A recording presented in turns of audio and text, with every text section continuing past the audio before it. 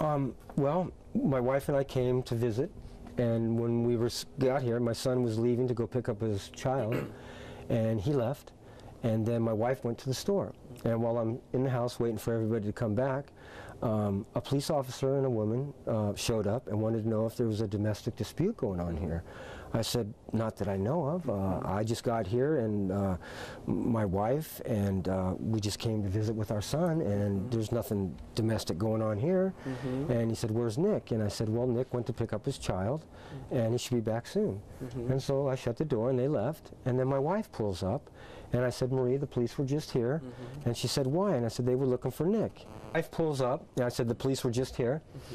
She said, why? And I said, I don't know.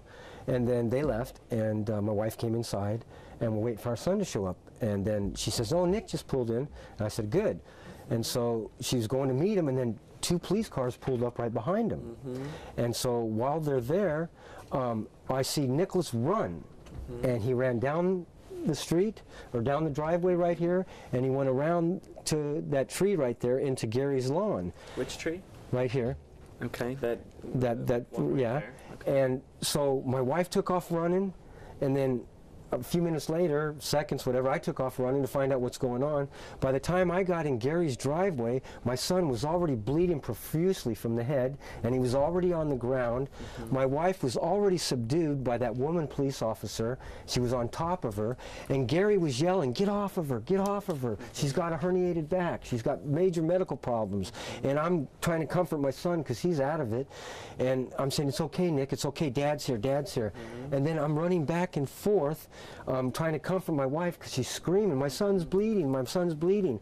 Help him, please, somebody help him. And I would comfort her. I'd say, it's okay, calm down, because she was screaming so bad. And, you know, that's her son, you know, he's bleeding, he's got a head injury.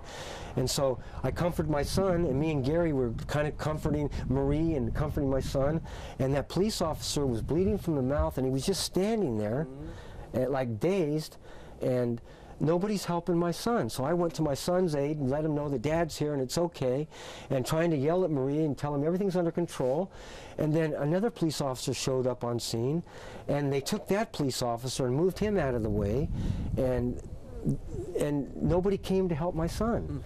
And these men are all trained in some kind of first aid. They whisked their man away, but nobody still helped my son. And then a bunch of other people came on scene, and then they asked me to back off, and I backed off, and I did everything that the police officers asked me to do.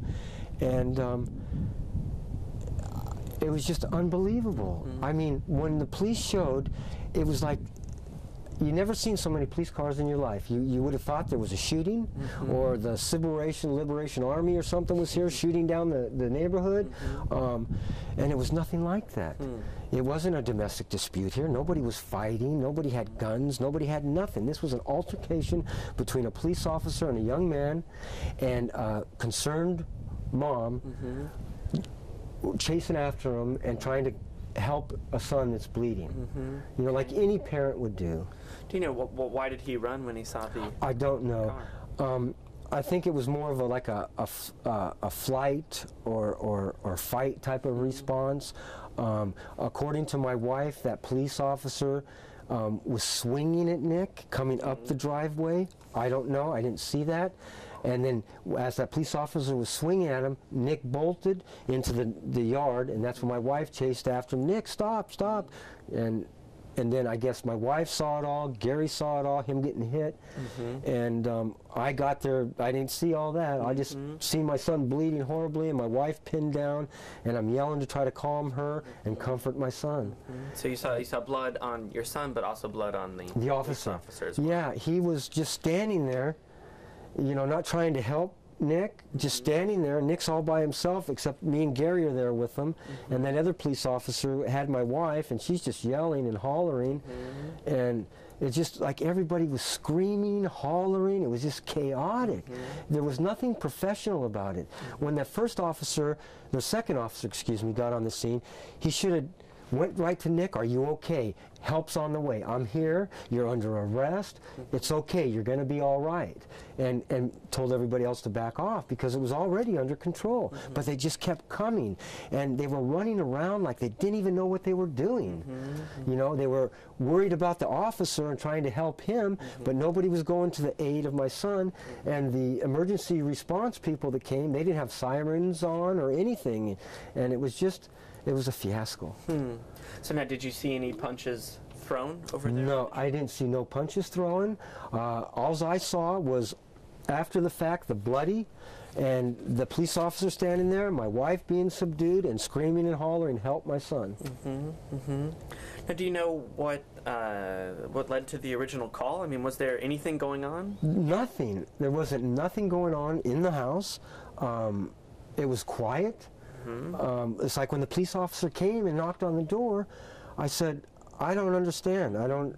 There's no yelling. Was somebody yelling, manipulating or something?" I said, "Nobody's yelling anything. We just come to visit our family." And next thing we know, that the police are here and Nick's running, and just it unfolded unbelievably. Do you know what might have led police to show up at this address? I don't. I think maybe they wanted to talk to Nicholas because he might have been threatening the uncle or something, and they just wanted to talk and find out what was going on. You know, that's what I'm hearing now, and I'm not quite sure, you know, because I don't know. I do remember that my son was on the phone before he left to go pick up his kid while we arrived with the uncle, and he was cursing at the uncle and stuff like that. But other than that, he was just on the phone cursing with him, and then he left, and I think the police just wanted to talk to him. Okay.